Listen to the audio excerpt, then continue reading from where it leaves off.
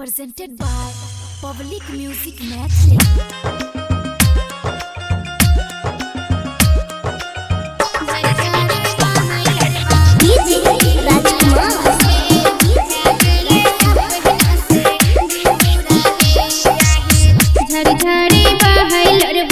बेटी के आँखी से झरझरे बहल बा बेटी के आँखी से भागेले अपना से दूर है याहे भागेले अपना से दूर है झरझरे बहल बा बेटी के आँखी से झरझरे बहल बा बेटी के आँखी से भागेले अपना से दूर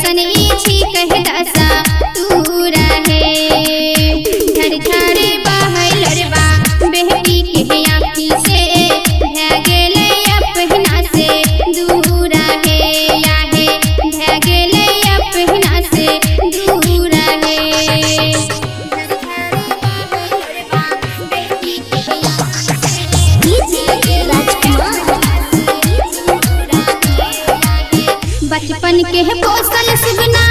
अब उड़ी चले लइहे बचपन के पोसल सुगना अब उड़ी चले लइहे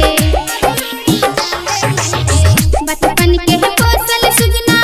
अब उड़ी चले लइहे बचपन के पोसल सुगना